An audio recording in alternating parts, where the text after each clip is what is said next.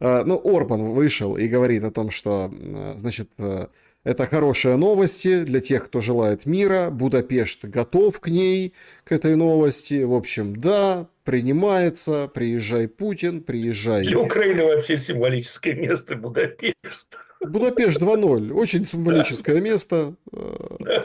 Это прям потрясающая история. Ну и Белый дом отказался отвечать на вопрос о том, пообещал ли Путин принять участие в трехстороннем саммите с Трампом и Зеленским. Слушайте, а Будапешт это Так же... там будет трехсторонний саммит Не-не-не, они договорились вдвоем. вдвоем, А так. журналисты задавали А, вопросы, все, понял, да. понял, да, Они понял. говорят, Не знаем. Так Зеленский может и заявиться, а что у него? Без виз, Можно, а что паспорт. рядом? Рядом, да. Виза есть, паспорт есть. 600 бронированный есть, что все нормально.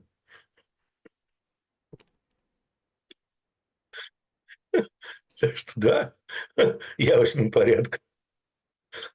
А то будут, как он говорит, решать за Украину без Украины. Нехорошо так, нехорошо. Да, тем более в Будапеште. Тем более в Будапеште, да, в таком значимом для незалежности и зламности месте. Ой, дурдом, слушайте, дурдом просто какой-то. Я поэтому просто смеюсь над этим всем.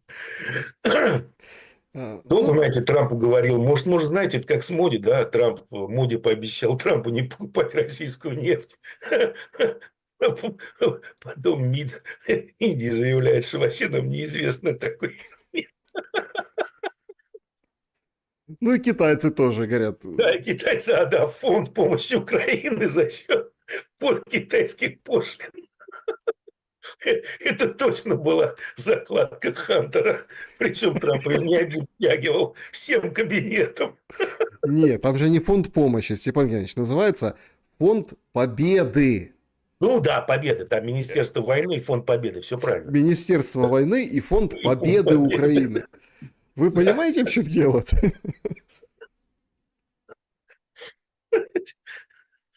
Как к этому можно серьезно относиться? Ну, на самом деле, у, у кремлевских есть достаточно правильная Ой, ну да. политика. Она сводится к высказыванию Рюте. А на самом деле, кроме шуток, вот кремлевские начали эту политику первыми, ну, умиротворение этого буйного. А мне очень такой, ну, известный, мудрый,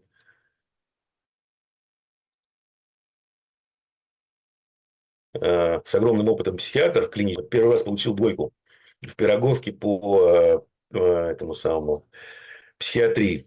Пример вот просто, ну, вы сейчас это сами соотнесете с Трампом. Предположим, есть вот буйный товарищ, который не хочет отходить от стены, потому что в стене замурован его лучший друг, и он с ним разговаривает. И он пытается вот друга оттуда освободить. Ну, как всегда, задавали вопрос, вот что с этим буйным делать, как его мирно припроводить в дурку. Просто вызывать санитаров нельзя. Это сразу двойка автоматом шла. Оказывается, нужно играть в их игру. То есть, нужно подойти к товарищу и сказать, а что ты сделаешь? Он вам расскажет лучшего друга, который там замурован. Сделать вид, что вы тоже его слышите. И вы тоже слышите его просьбы о помощи. Вы поворачиваетесь потом к этому буйну и говорите, ты знаешь точно. Но сам подумай, вдвоем-то мы не сможем его оттуда освободить. Чем мы будем бетон бить? И нам помощники нужны. Пойдем за помощью. И чувак без какой-либо применения внешней силы спокойно садится в санитарную карету и едет за помощью к санитарам. Так и здесь. Он назвал меня гением. Он считает, что я гений. Он за меня молился. И Ну, Рюта тоже после, видать, посмотрев на предыдущие реакции Трампа на саммитах НАТО, сказал, папочка приехал. И папочка поплыл, и все довольны. Ну, у меня Ну, почему-то разве не так? у меня все равно, знаете, такая параллель, что Зеленского как бы лизнули, приголубили, величайшим назвали, он побежал за томагавками, а тому, ну, к санитарам на самом деле, и там ему скажут: Володя, все, конец. Потому что политики, ну, украинские депутаты там разного толка, от Юлия Тимошенко до там Бужанский, слуг народа, до еще одного слуги народа, Камельчук. И вообще сейчас говорят: вот, мы не можем сказать, но имея какую-то информацию и чувствуя, предчувствуя, вот на конец ноября, на конец года или там до Рождества вот этого католического, в общем, будет окончание горячей фазы войны. Нет, еще раз, все может быть, да, я могу здесь жутко ошибаться, но я пока что рассматриваю все это как банальный кидок. Причем задействована агентура соответствующая, которая работает с Путиным, поэтому это все очень похоже на кидок. И в том смысле, что сохраним Украину, добьемся прекращения огня, ну а дальше будем снова перевооружать все на свете. Ну и будет вторая серия, там, лет через 5, вы имеете в виду. Ну да, да, да, да, никаких будут, грубо говоря, подталкивать на Минск-3. То есть им нужно, вот на мой взгляд, им любой ценой нужно зафиксировать положение, которое есть сейчас. То есть этот труп еще не начал разлагаться, поэтому его можно реанимировать, как они считают. Еще немножко, и там опарыши сделают свое дело. Поэтому им нужно замедлять, любыми способами замедлять боевые действия, разрушение экономики Украины и, соответственно, стремиться к прекращению огня. Причем не идти на путинские условия. Потому что путинские условия, ну, на мой взгляд, они абсолютно разумные. И они бы очень бы давно бы остановили конфликт. Ну, это вот, если посмотреть на аналогии, вот поведение пиндосов, то это вот этот вот так называемый мир непонятный, а вернее соглашение о прекращении огня между Хамас и Израилем. Угу. Этому предложению Что это, год. да, что это за Этому схема вообще, предложению да? год. Это годичной давности предложения, которые в свое время решили не проталкивать ни Байден, ни тем более Натаньяху. Если бы это случилось год назад, ну, возможно, были бы спасены, я не знаю, там, сотни тысяч жизней палестинцев, например. Поэтому здесь та же самая история, на мой взгляд. Вот, ну, нельзя верить американцам. Тех же палестин, тот же Хамас, тех же палестинцев, они тоже не так давно кинули.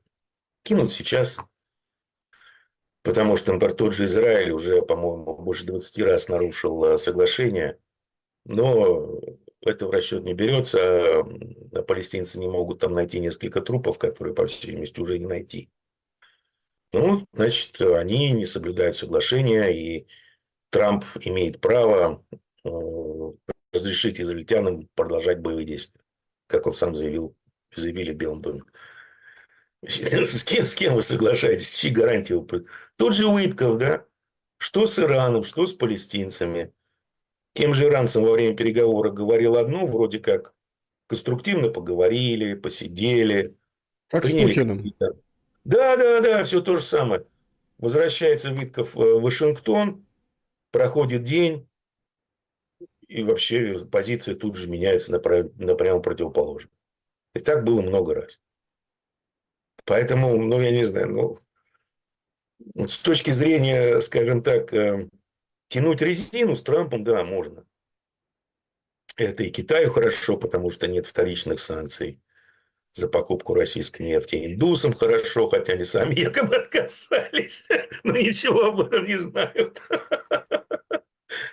Ну, как вообще так можно врать? Будучи президентом США, я не понимаю.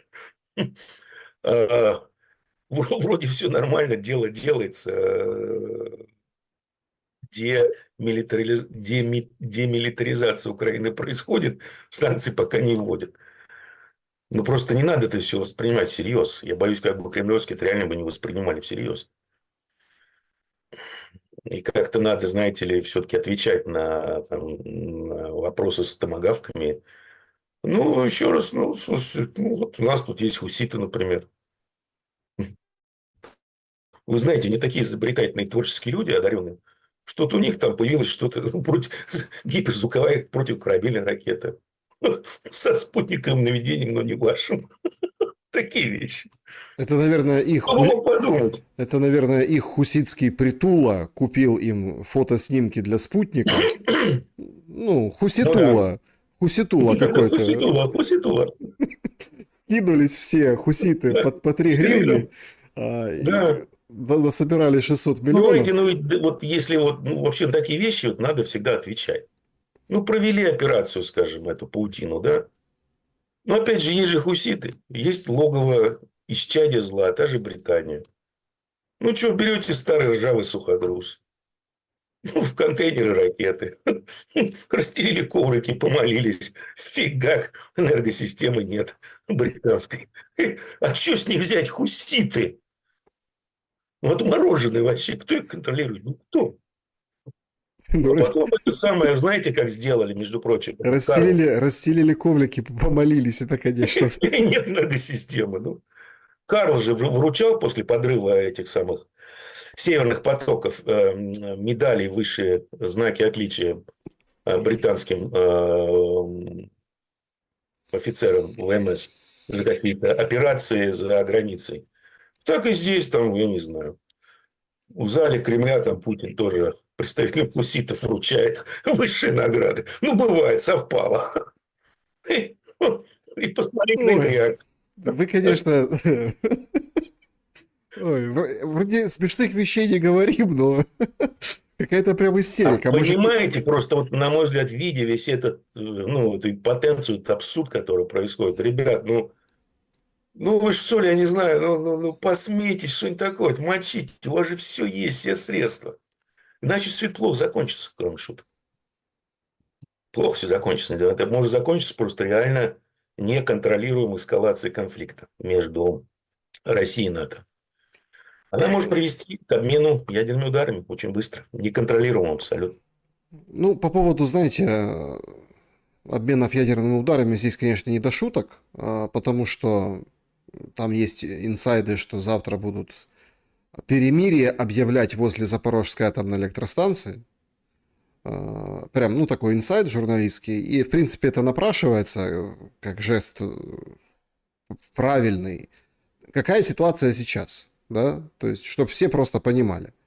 Станцию контролируют россияне.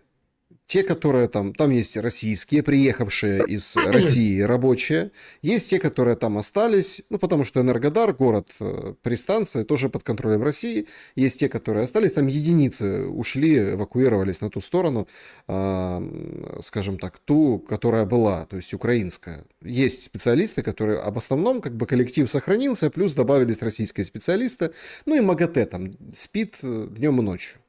Да, да, эти шныри Моссада. И, и вот эти, как бы вместе со шнырями Моссада происходит такая ситуация. Зеленский недоволен МАГАТЭ, говорит, что это вы тут не фиксируете обстрелы? Ну, понимаете, это какой-то вот вы... Все у нас параллели на Хамас, на Израиль, на Хамас. Вы видели это сообщение? Это вот это для нас с вами, вот для наших с вами эфиров. Американское. Говорит, мы, если Хамас не сложит оружие, заберем оружие у Хамас, и вообще они виноваты. Хамас обстреливает палестинцев. То есть Хамас обстреливает палестинцев. Ну, тут, ну, здесь то же самое. Я понимаю ваши параллели. По крайней мере, там-то понятно. Там жуткая проблема у еврейцев. Адская проблема. Это они просрали пиар. Я вам просто приведу пример. Значит, проводился опрос недавно среди избирателей американских и демократов, и республиканцев вместе взятых. Значит, в 23 году, до начала геноцида в Газе, который транслировался в 24/7, в чем проблема, ошибка еврейцев, их просчитали, что они это будут делать. Среди американских избирателей предпочтение отдавали Израилю на 48% больше. Сейчас на 1% больше дают предпочтение Палестине. За 2 года это свинг в 50 практически пунктов. Среди демократов за 60% пунктов свинг, среди республиканцев за 40%. А что есть у Израиля? Какой самый главный актив? Это американский избиратель. Израиль становится токсичным, он стал токсичным в политической жизни США. Поэтому все эти покупки медиаактивов, которых будут цензурировать и гнать какую-то хуцпу, это ни о чем.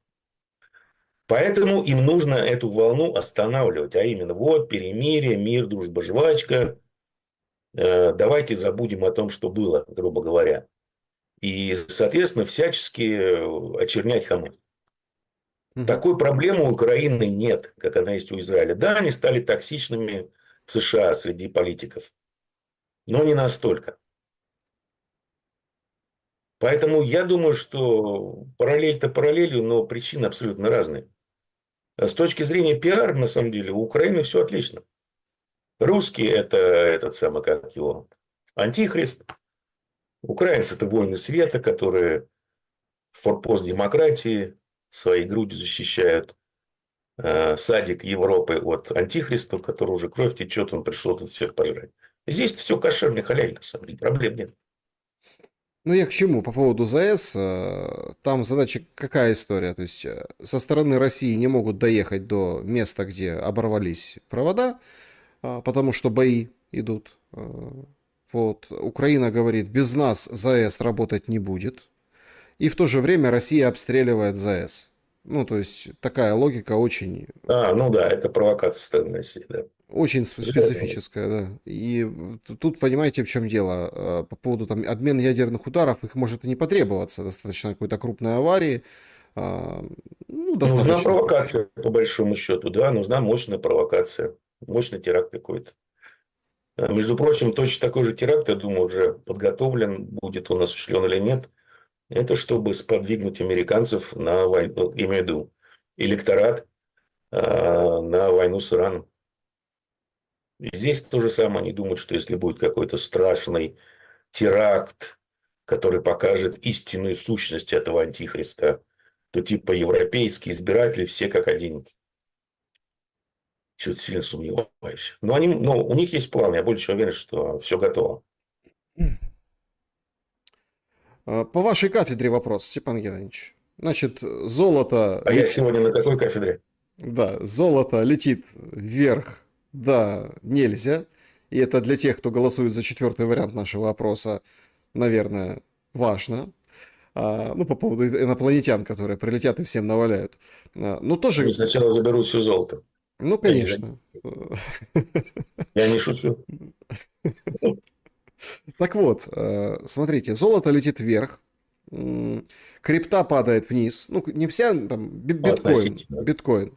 Значит, вместе с этим там рубль укрепляется по отношению к доллару, вроде как в последнее время. А, И Неудивительно. нет, ну так, смотри, просто чтобы понимать. И сейчас вот это они поговорили, Трамп с Путиным, и вот прям сейчас скачок на 5% российских акций вверх, вау, ничего себе, фух, круто, огонь. Что это Вы знаете, такое уже было. В результате показались на новых годовых низах.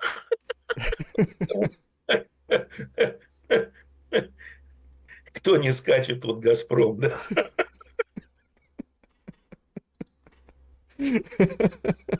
Ай, Как вам кажется, что будет дальше, да, с активами и с, ну, условно, избытками, издержками и прибылями? Потому что, ну, классная же новость, когда вот этот сын младшенький, Трампушка, младшенький, Бэрон, стал самым богатым по крипте, да еще и ТикТок теперь имеет.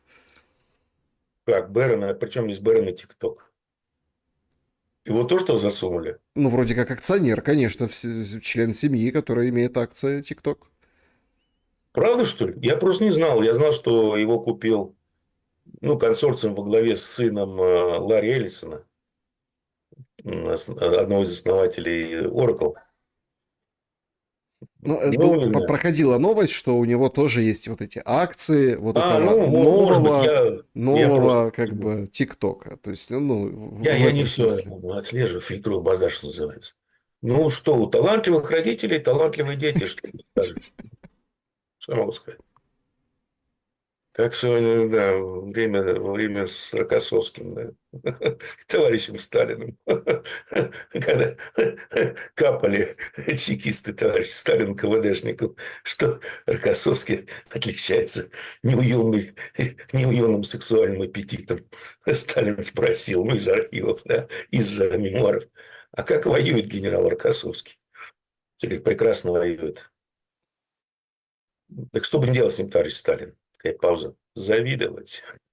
Так и здесь остается завидовать. И воюет хорошо, и баб любит, и уемно. Не, ну, слушайте, ну, семейка занимается зарабатыванием денег. У Трампа и его семейки один бог – это деньги. Вот у него все измеряется деньгами. Это на самом деле вот одно из проявлений того расстройства психики, которое у него есть. Ничего удивительного в этом нет. То, что ему наплевать на законы, на все, да, в том числе инсайдерской торговли, ему действительно наплевать на закон. Почему? Ну, потому что у него отобрали выборы в свое время.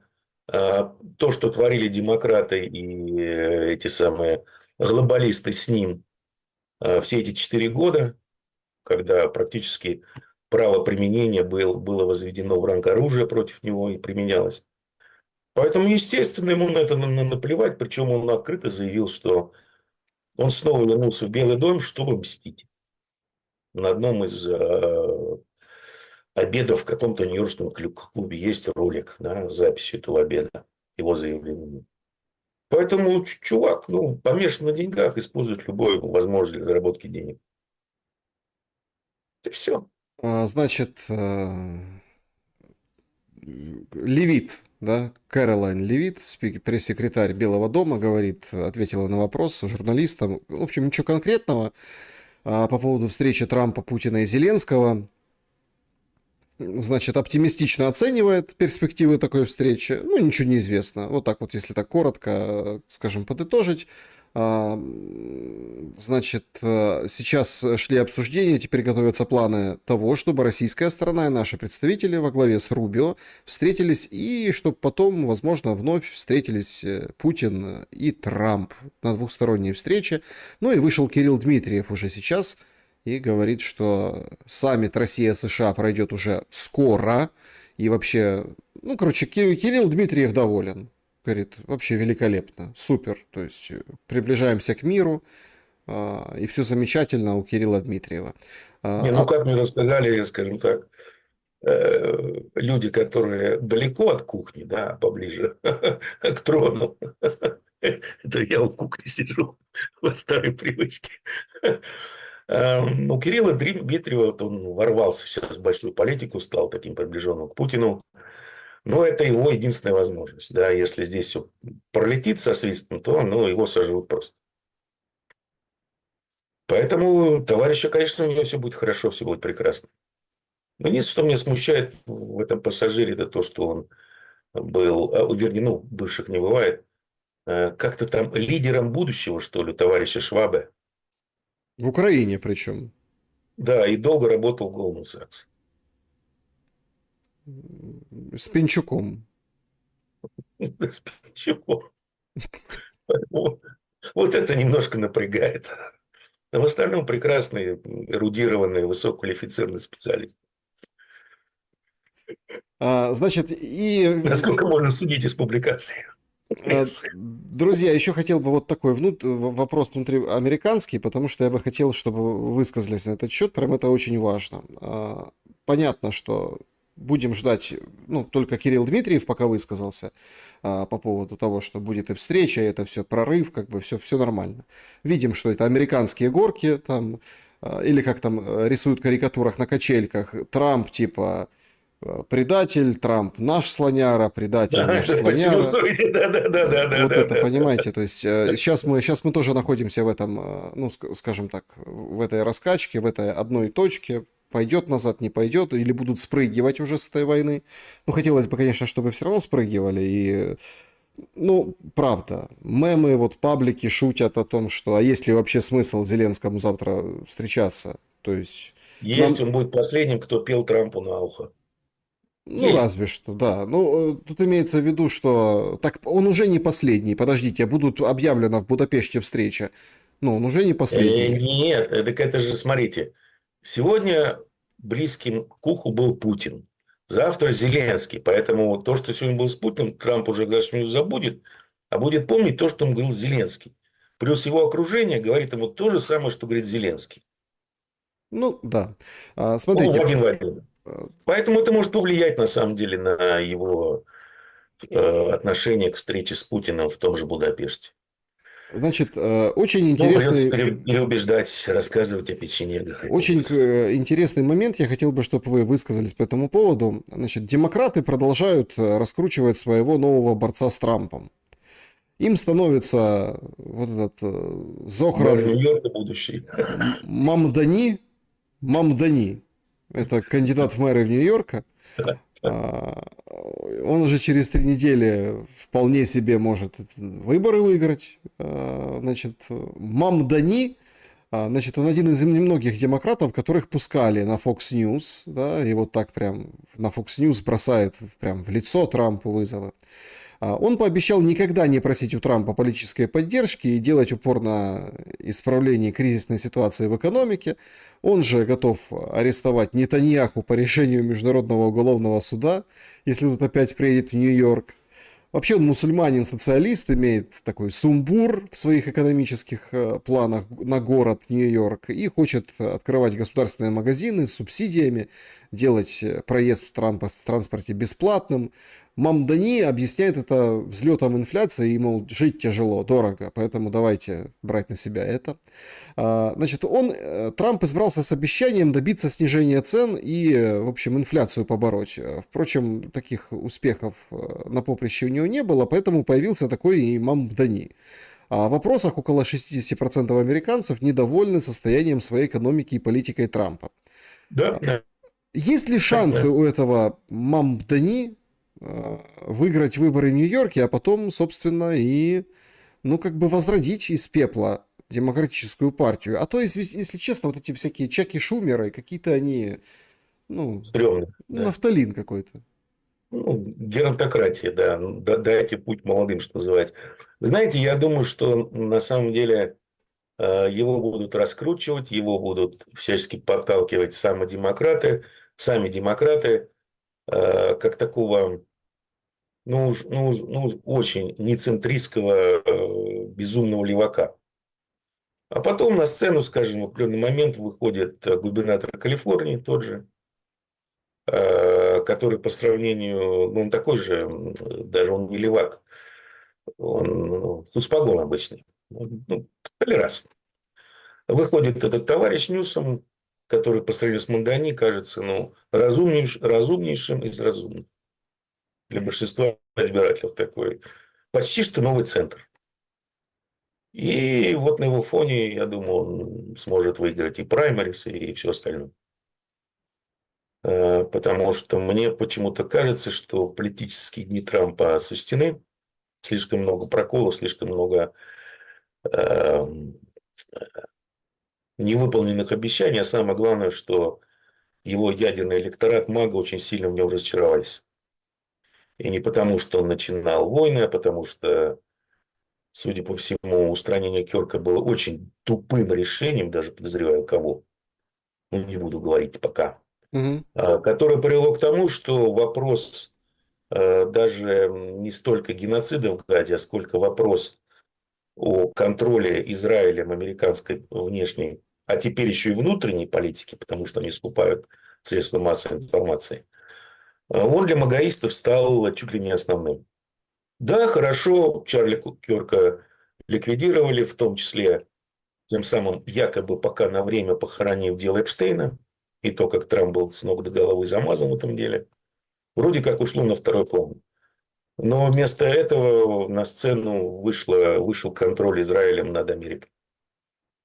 Что для магаистов просто, ну, они не переваривают это. Поэтому произошел такой мощнейший скачок. Практически развернулось общественное мнение против Израиля в Штатах. И Трамп очень сильно теряет базовую поддержку. Помимо того, что на самом деле, я уже много раз говорил, на мой взгляд, первые выборы ему принес Стив Беннон. Эти выборы ему принес как раз Кёрк.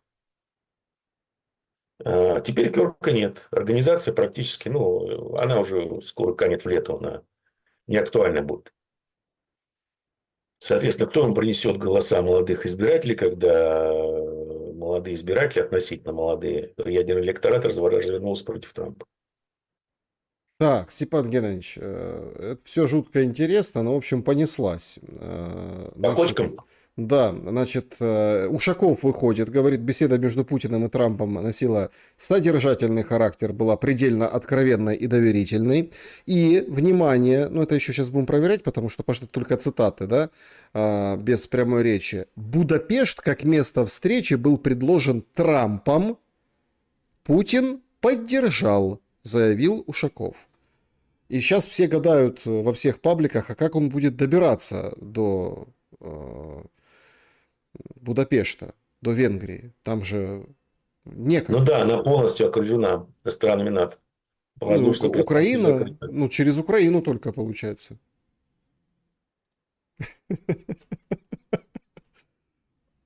Ну, может быть, Трамп пошлет свой борт за ним.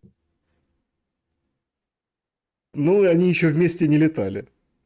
Ну, в лимузине ездили, а это только такой же большой лимузин, только с 4 большими двигателями. И всё. То есть, в принципе, все понятно. Как бы, судя по первым реакциям, все нормально. Встреча в Будапеште. Очень такие постыдные, действительно, параллели напрашиваются. Встреча в Будапеште Трампа и Путина на следующей неделе. И просто, ну вот, как это там, шорты, да, или называется, да, вот это когда вот это медвежий, там, бычий Да, эти да, рынок, да, да, да. вот все рушится, летит вниз, все. Еще ничего не рушится, не летит Нет, вниз. ценность завтрашней встречи Зеленского. Вот, вот, Не вот. факт, вот еще раз, не факт. Я думаю, вы возлагаете слишком много надежд на встречу Трампа с Путиным. Трампа с Путиным. Я, честно говоря, нет. Ну, поговорят они снова. Трамп, еще раз, не тот человек, с которым можно о чем-то договариваться. Американцы вообще не те люди в данный момент, в данной ситуации. Может быть, лет 50-60 назад. Сейчас нет. Путин, Поэтому, Путин во время телефонного разговора заявил Трампу, что томагавки не изменят ситуацию на поле боя. ну, А, пожалуйста, привози, друг. да, Стреляй. а только навредят отношениям США и России. А Вот. они есть, эти отношения. Есть мечты об отношениях, а отношений как таковых нет. Ну, вот смотрите, все же ведь застопорилось, да. Были разговоры о возобновлении авиасообщения там же. Разговоры об открытии посольств, еще что-то, о возвращении дипсобственности. И где все это? Типа окружение Трампа поменялось? Или, может быть, политика империи поменялась? Да, может быть, я что-то пропустил. Но таки нет. Даже вот эта вот история, это же тоже, ну, опять-таки, смотрите, я вас не поддерживаю. Я все-таки считаю, что завтра Зеленскому расскажут реальные условия мира в А он Украине. их знает. Он их знает. Ему уже рассказывали. Просто европейцам сказали, не дрейф. Сейчас все взад вернем. Вернули. Сейчас скажут то же самое. Да ладно, не дрейф. Как-то, Главное, не знаете, томи, как-то оденься поприличнее, и все будет пучком. как-то вернули вместе с очередями отключения света по всем областям Украины сегодня. Ну, это издержки производства. Ну, они же не боги, да? Как могут? Ну, не все Смотрите, получается. можно вас, конечно, там, вам не доверять, но такой интересный факт, просто как факт, да, в завершении там основной части беседы, Степан Геннадьевич, там же снимали санкции с Белавиа, помните? Ну, Ну, Билайн. сняли, только летать нельзя. С остальных-то не сняли санкции, как они летают. Не-не, сняли же, да, санкции. Санкции сняли, а борт номер один Да? белорусского президента под санкциями. Ну, там не только, слушайте, но их сняли формально, а они все равно не могут летать. Они не могут летать, ну, чисто формально, ну, на тебе подачку, типа. Толку-то от этого. Так, Но если так давайте. рассуждать, то санкции тоже не ввели, а США вышли из конфликта. Они не тратят доллары, они теперь доллары на украинском конфликте зарабатывают. Ну, хорошо, молодцы, красавцы, пиндос. Свое вы всегда возьмете. Ну, а украинцам и русским-то с этого что? Я не понял. Значит, подведем итоги опроса. Что из перечисленного должно произойти до конца года? 12% острая фаза войны закончится, будет мир. 21% обвал рынков, лютый кризис финансовый. 21% примчатся инопланетяне, наваляют всем. И 46% тьма в тылах и прорыв фронта. Вот что до конца года ожидает наша аудитория. Ну, в принципе, то же, что и вы ожидаете, Степан Геннадьевич. Да, по большому счету. И это напрягает. Ну, естественно, я, скорее всего, ошибаюсь. Ну, значит, инопланетяне прилетят. Часть. В данном случае, к счастью, ошибаюсь. Да, Значит, значит, инопланетяне. Они обещали давно, что прилететь по удовольствию. Да. давайте к вопросам зрителей перейдем прямо сейчас. Значит, так, так, с клуба зрителей начнем. Тут вот такие вопросы. Александр, вопрос от Анны уважаемому Степану Геннадьевичу. Он неоднократно иронизировал не только над Трампом, но и над его администрацией, ближайшими помощниками и советниками, Венсом, Рубио и прочим. Понятно, что Трамп эдакий человек-клубничка, актер и демонстративная личность. От него можно ожидать чего угодно. Он, конечно, герой мемчиков. Но Венс и Рубио другие. У них своя карьера. Почему Степан Геннадьевич настроен по отношению к ним скептически? И кто, по его мнению, сейчас заметная достойная фигура в американской политике? Неужели демократы? Спасибо. Ну, в политике сейчас нигде нет достойной фигуры, я думаю. По большому счету. Потому что такое достойная фигура для меня в политике? Я скуф, да. Понятно, что государство тебя всегда обманет, государство тебе всегда врет. Нельзя верить. И понятно, что политик начинает врать, когда у него кадык начинает двигаться. Но, тем не менее, есть политики, которые... Что такое политик, да, вообще? Вот ответственный такой государственный муж. У него есть стратегия, у него есть тактика, да. Прежде чем открывать рот, он думает. Решения принимаются не просто так. Решения принимаются в результате, скажем так, работы очень многих экспертных групп, разведки, всего остального. И все это принимается во внимание. Сейчас таких политиков нет. Нигде.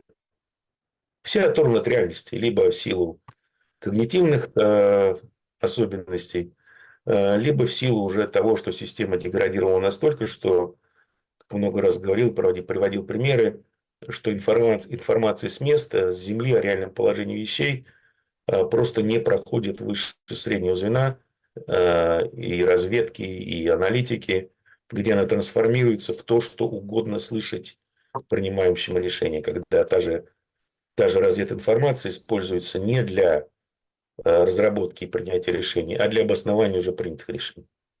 Поэтому политиков сейчас нет. А то, что там Рубио несет, ну, если чуть углубиться, что он, откуда он, кто он, ну, он действительно несет такой пургу. Венс, ну, понятно, Венс – это ставленник, шестерка этих самых, как называют, технофеодалов. Купили ему место. Место Рубио купила жена товарища Дельмана, который вот товарищ Трамп приветствовал вместе, который стоит якобы 60 миллиардов долларов. Потому что Рубио это был любимый пудель Дельмана. Ему купили место.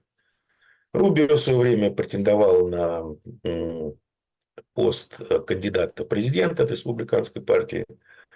Трамп тогда его отодвинул. Поэтому Трамп он не очень любит, и они сейчас сцепились с Венсом, по большому счету. Угу. за будущий пост, за номинацию от республиканской партии. Рубио пока что, судя по всему, переигрывает Венса, потому что он полностью подмял под себя Трампа. И Рубио, не Окон, совмещает два поста, что не совсем, на самом деле, конституционно. Ну, кому всем насрать сейчас на любые бумажки. Он госсек, хотя его функция до недавнего времени выполнял по факту Уитков. А во-вторых, он советник президента по национальной безопасности. Последним человеком, который это делал, выполнял эти функции, совмещал, успешно причем, относительно, это был товарищ Киссинджер. Ну, сравните того же Киссинджера и того же Рубио. Ну, их сравнить нельзя. Поэтому, ну, пусть что-то бегает там. Просто когда вы знаете подноготную, откуда человек взялся, кто ему купил это место и зачем, ну, как ты смотришь на все это. Думаешь, мама родная, ребята, да. И эти люди запрещают мне ковыряться в носу. Да, значит, следующий вопрос вот такого толка. А, Здравствуйте, Елена пишет. Вопрос Степану Геннадьевичу. Что вы думаете по поводу договоров о военной взаимопомощи России с Кубой, Венесуэлой и Никарагуа?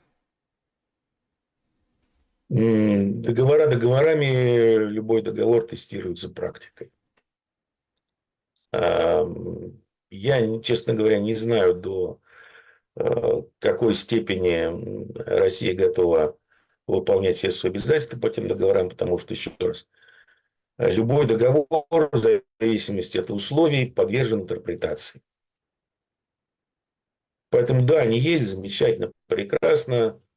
Но дело в том, что вот конфликт на Украине показал, что любые красные линии Кремля, они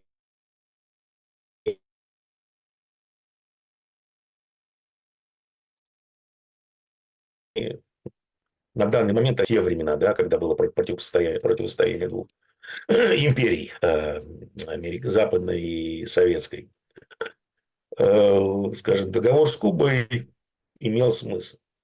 Потому что американцы прекрасно знали, что в Кремлевских может не заржаветь. Что-нибудь отчебучить. Либо, если на Кубе не смогут отчебучить на том же Ближнем Востоке. Так что, мало не покажется.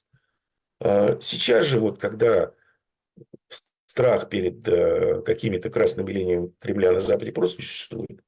Ну, есть договор, ну и что? Ну, есть договор с Венесуэлой, ну и что? Ну, представьте просто сами себе. Хорошо, американцы устраивают там, вот сейчас Трамп разрешил ЦРУ заниматься устранением Мадуро, еще чем-то, еще чем-то. Ну, устраивают они, предположим, пусть даже попытку госпереворота в Венесуэле. Угу. Вот Ну, скажем, эту посылают туда. обладательницу Нобелевской премии туда Да, да, отправят. ее, кстати, не просто так подогнали, да, это вот солями режут, публично, мнение готовят публичное. А, просто задумайтесь о логистике, во-первых, как оказывать помощь Венесуэле. Во-вторых, о возможностях оказывать помощь, потому что, ну, у нас конфликт, война на Украине, плюс еще идет мощная военная помощь Ирану. В Венесуэле плотно сидят китайцы.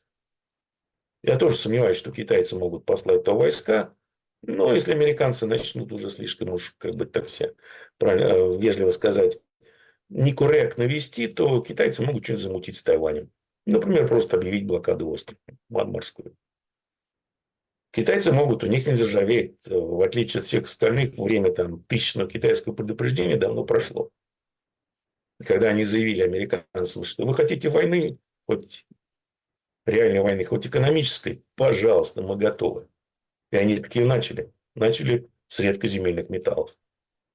Чего так Альфа-Даунтов взвился, когда китайцы сейчас вот начали вводить ограничения на экспорт редкоземельных металлов снова. Чисто формальные пока, да? Чисто формальные. Ну, потому что он уже однажды нарвался, когда к нему пришли те же автопроизводители, сказали, ты что, с ума сошел, придурок старый?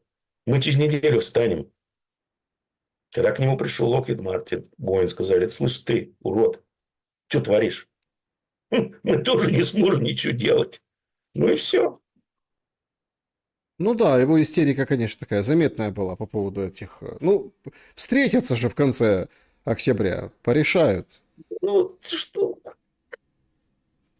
Ну, еще раз, как можно вот с этими придурками договориться? Смотри, китайцы им сдали ТикТок, да? Мгм. Полюбовно сдали все.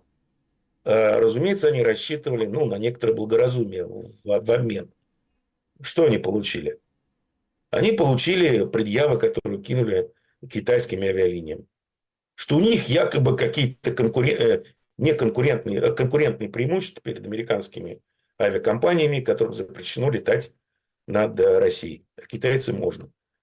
Так, можно назад чуть открутить. А почему им запрещено летать американским компаниям? Кто создал это конкурентное преимущество для китайских авиакомпаний? Американцы. Ну и понеслась Да, снова. да. Это Да, логика да, американцев. давайте ускоримся в плане вопроса. Вопросов очень много. Поехали в сообщество YouTube, заглянем. Значит, м,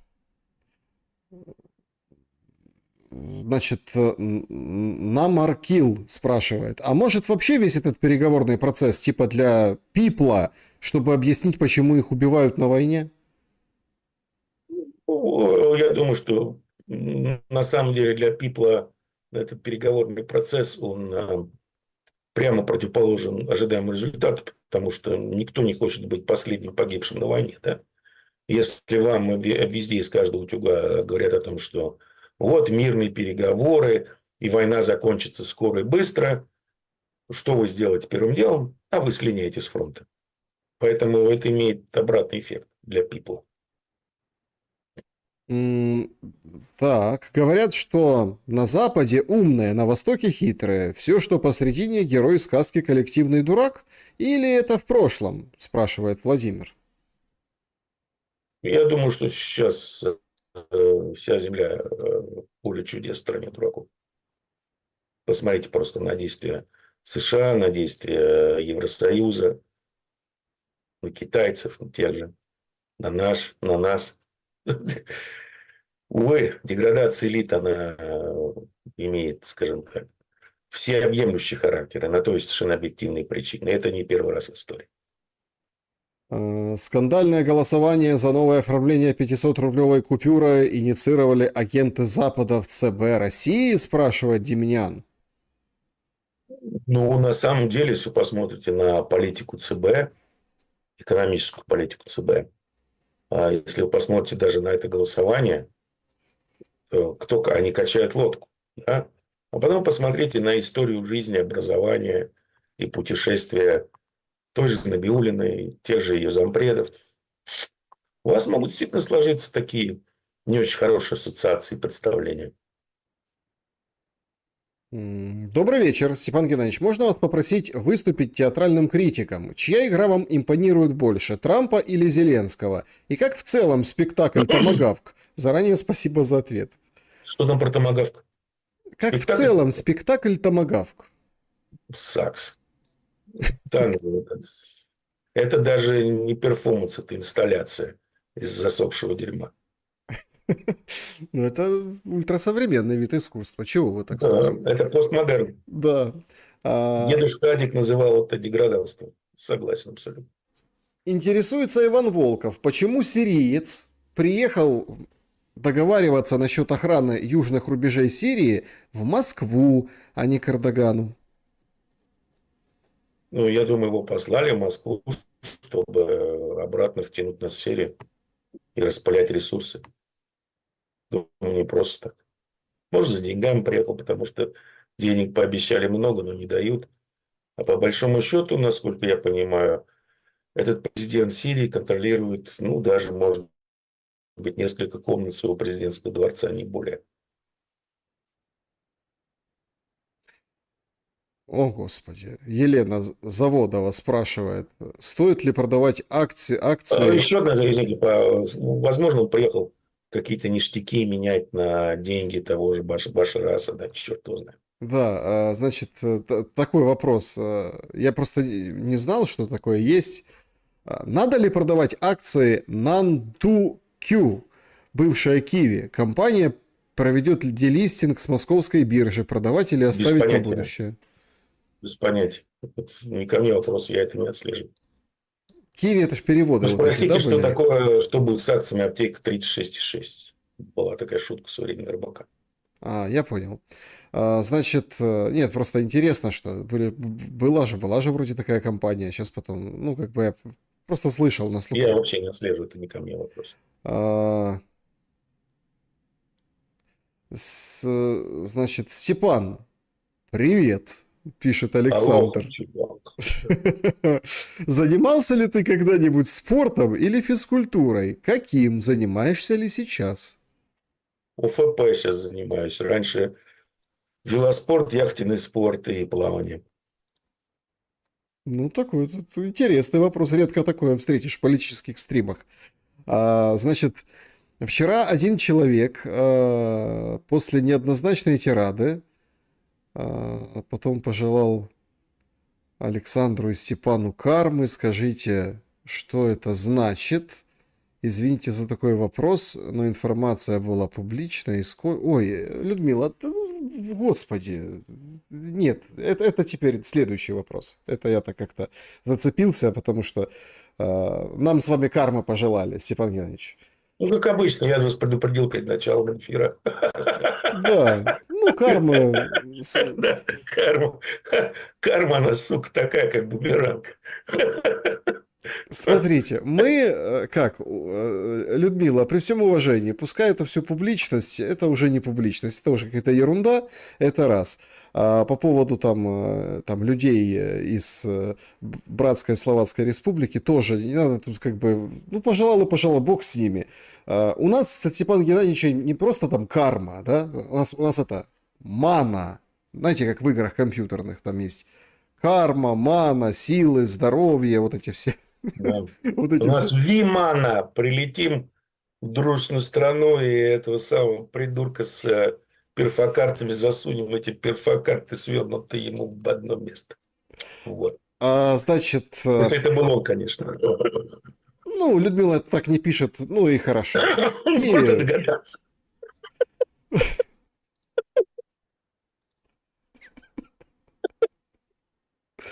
ой, Степан Геннадьевич, конечно, это, вы, Что конечно, вы будете держать? я ж как бы это, ну, это все Приличный вроде с виду человек, да? приличная дискуссия, ухожу от этих всех моментов, 300 лет это надо. Ну, зацепился случайно глазами за этот вопрос, думаю, как-то сейчас съеду.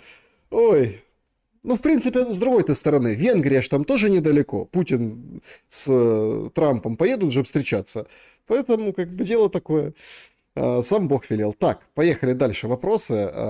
Степан Геннадьевич, учитывая метаморфозу Зеленского на стадионе, в Зеленского на посту президента и уже давно истекший срок этого президентства, можно ли считать человека, сегодня сидящего в кресле президента Украины, лже-Зеленским? Ну, с таким же успехом можно считать Трампа за Трампом, да? Обещал одно, а по факту прям противоположное. Это политики. Ну, такие люди. Или американцы даже шутят, на самом деле, американцы с мозгами. Которые говорят, кого бы мы ни выбирали, мы всегда получаем Маккейна. Ну, это просто империя. Да, имперский нарративчик. А, Так, значит, ну это, кстати, интересный вопрос от Романа. А почему от нас скрывают историю? О мирном договоре от сотворения мира летоисчисления ведь при Петре Первом перевели календарь на текущий, тем самым украли у нас 5508 лет, а должно было быть Да, сейчас 7533 да. год. Договор был заключен между Великой Русью, древними Ой, славянами, ой, ой, ой, ой, и ой, ой. великим, Давайте, и великим драконом, древними китайцами. Оставили да, 1000 да. лет. И что произошло между этим временем? Проблема в том, что все это, вот это вот олицетворение мира, ну, во-первых, есть, скажем так, объяснение, откуда вообще взялось это летоисчисление. А во-вторых, все эти сказки пошли от одного, скажем так, не совсем психически здорового человека, а, родновера называемого. Поэтому давайте, это не, несколько не то, что вы ищете, и не там вы ищете. Лучше задайся вопросом, что такое спазеры, откуда они взялись, и почему их столько на кладбищах. Не только в России, но и в Северной Европе, но и в той же, и в Венеции. Пожалуйста. Это вы, вот там вы действительно нарветесь, я думаю, на очень интересные и достаточно нерекламируемые истории нашей жизни. Истории, вернее. Дмитрий интересуется. Степан Геннадьевич, что вы знаете о замороженных российских активах в Евроклире? Правда ли, что это в основном облигации госдолга Франции, и в случае, если их возьмут и Украине отдадут, то Франции придется досрочно их платить? Не поэтому ли Макрон выступает против такой схемы? Я, на самом деле, история очень мутная. И что касается суммы замороженных активов, изначально говорилось, например, что это ЗВР, потом выясняется, что там огромная куча физиков, лириков со своими бумагами. Поэтому очень мутная история. И нет, честно говоря, нет ни малейшего желания вдаваться в эти детали в эфире. Мгм. Значит, чат трансляции. Сергей, возможно ли, насколько дорого восстановление электроэнергетики Украины до уровня 2022 года? Сможет ли Европа помочь Украине в этом вопросе? Есть ли зависимость от России? Ну, скажем так, я не энергетик, да, но, насколько я понимаю, трансформаторы это все советские. Поэтому, если нужно будет восстанавливать, то либо их закупать в России, либо просто переделать всю систему. Менять все трансформаторы на подстанциях, все это. Потому что оборудование единичное, ну как единичное, мелкосерийное во многих случаях, и производится только в России. Можно же заказывать у китайцев аналоги, но дело такое. Дорогостоящее, я даже не берусь говорить о каких-либо оценках. Даже сам факт, да, что вот нужно восстановить сейчас, откуда взять трансформатор? Неоткуда. Димура ранее утверждал, что в сохранении целостности РФ не столько заслуга Путина, сколько США, как самые заинтересованные в том, чтобы большая часть России не ушла к Китаю. Ваше мнение сохранилось?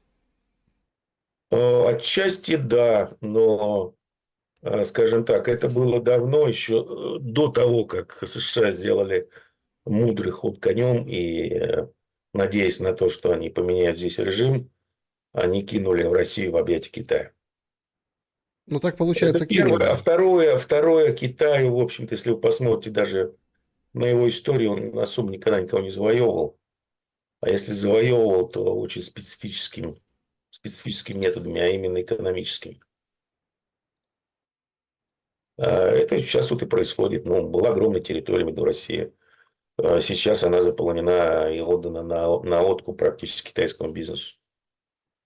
Что теперь с этим будет делать Запад? И они практически уничтожили плоды всей политики, которую они вели 60 лет со времен Никсона по отношению к Китаю и России. Заодно дали Китаю такой, знаете ли, еще один прекрасный сухопутный коридор для получения энергетических полезных ископаемых. Поэтому даже любые попытки морской блокады Китая не приведут к серьезным перебоям в поставках энергии в эту страну. Гениальный ход, просто аплодирую. Это говоря о деградации элит. Здравствуйте, Степан Александр. Как вы думаете, станет ли Трамп по завершению своей каденции первым триллионером? Не думаю. Я думаю, дай бог, чтобы он не обнулился к завершению каденции. Вы говорили, Степан, что Иран-Израиль война, а в связи с Да. событиями вчера что скажете? Спасибо, всем А вчера добра. что произошло? Так называемый мир, что ли? Где-то там подписали. А что вчера произошло? Ну, я не знаю, что имеет в виду именно зритель, но я так понимаю, что это, скорее всего, мир на Ближнем Востоке. Чушь собачья, это все Имеется в никакой не виду... мир. А чё и пакистанцы с афганцами там вот это мутят? Не спится Я им. думаю, там мутят пиндосы с британцами, да, потому что стали там восстанавливать железнодорожные сообщения между Афганистаном и Ираном, превращать Афганистан в транспортный коридор, проезжали афганцы в Россию, с Ираном там договаривались, с Пакистаном. Ну и тут пуштуны, ведь талибы это пуштуны. Когда проводили границы, по-моему, в 1870-х, если я не ошибаюсь, годах, когда бриты между Пакистаном и тем же Афганистаном, они проводили их очень мудро, они их проводили вот по землям племен, влиятельных племен, чтобы одна часть племени оказалась в одной стороне, а другая в другой. Ну вот, закладочки делали на будущее. Сейчас эти закладочки начинают срабатывать. Потому что пуштуны, они, пакистанские пуштуны, они еще более талибанистые, чем Талибан, насколько я понимаю ситуацию. И у них не очень хорошие отношения с пакистанскими властями. Соответственно, лидеры обучались там и в Кабуле везде, и боевики их обучались. Отсюда Пакистан ударил по Кабулу, видать, его кто-то подначил. Ну и понеслась по кочкам. В результате очередная нестабильность. В свете этого, ну, по поводу Китая, не Афгана и, ну, короче, американцев и британцев, да, я имею в виду в свете китайских перспектив, вот спрашивает пользователь Степан Геннадьевич, есть ли перспектива переезда во Владивосток в свете укрепления стратегических связей с КНР? Перспектива переезда для кого в Владивосток? Ну, я так понимаю, человек для себя спрашивает. Что там типа будет экономический бум? Ну да. Наверное, будет, потому что в Китае экономические проблемы, соответственно, им нужно где-то делать инвестиции, чтобы получать прибыль. И в Сибири, Южная Сибирь, Дальний Восток, по-моему, идеальные места для них. Да, значит, тут со мной Анна солидарна, что чует ее сердце, повторится вот тот визит Зеленского первый в Белый дом. Люди пользуются. Друзья, пожалуйста, подпишитесь на Тимуру в Телеграме. Ссылка также семинар Степана Геннадьевича на платформе, да, то есть интереснейший позавчерашний, нет, вчерашний, то есть, ну, смотря когда будете смотреть, то есть 15 числа вышел, то есть свежачок, поэтому обратите внимание. Давайте закончим на этом вопросе. Европа браво кидается деньгами. Когда пойдет обратка? Имею в виду проблемы с экономикой, задает вопрос пользователь. Так они уже в Европе встали во весь рост. Британия, Франция, Германия, ну, скажем так, Британия с Францией банкроты, правительство, у них бюджет просто тупо не сводится. Немцы пересматривают, скажем так, социальную политику, так выражаясь. А доблестные румыны, ну, они просто на ладан дышат. Они просто тупо банкроты, их уже ничего не спасет.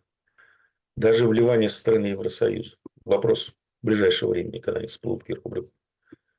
Поэтому в Европе проблемы экономически серьезные.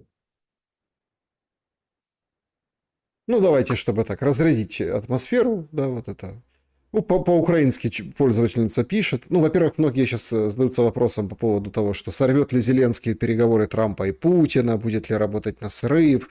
Есть там даже Смотрите, версии... вот я вот сразу, вот пока маленькую ремарку сделали, если переговоры серьезные и будет между двумя лидерами должны быть достигнуты какие-то договоренности, да, этому всегда предшествует длительная, вернее, продолжительная, достаточно напряженная работа ведомств, комиссий и специалистов. Ее нет, поэтому это опять будет бла-бла-бла. А как же Давай нет? Говорят, есть. посмотрим друг другу в глаза. Вот и все. Ну и там такие версии, а может ракетой Зеленский запустит прям туда, по Венгрии. Как бы там же близко, близко же. Ну, то есть такие же даже есть... У бритов ума хватит, а почему нет еще? Одним выстрелом двух зайцев. Так, ну давайте Там закончим. может повесить что угодно. Закончимо вот этим вопросом. А чого це Дземура вдівся як зумер? У нього криза середнього віку? Чё это вы тут в худи? Что у вас? Молодитесь? Кризис среднего возраста?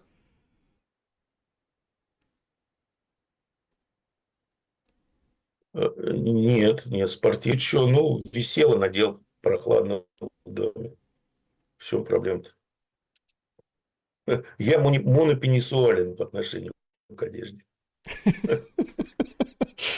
Ой, то, что вы называете кризисом среднего возраста, это еще не кризис. Вот настоящие кризисы здесь Да, обсуждаем. это только его начало. Да, по настоящие кризисы здесь обсуждаем. Со Степаном Геннадьевичем по четвергам. Я благодарен вам за время и мысли. Друзья, Спасибо вам. спасибо за то, что посмотрели это видео. Поставьте лайк, напишите, что думаете в комментариях. И нахохотались, и наплакались сегодня. Но события становятся куда более интереснее. Встретимся в следующий четверг со Степаном Геннадьевичем. И с вами, уважаемая аудитория. Подписывайтесь, если не подписаны. Добра и света. Увидимся. Удачи.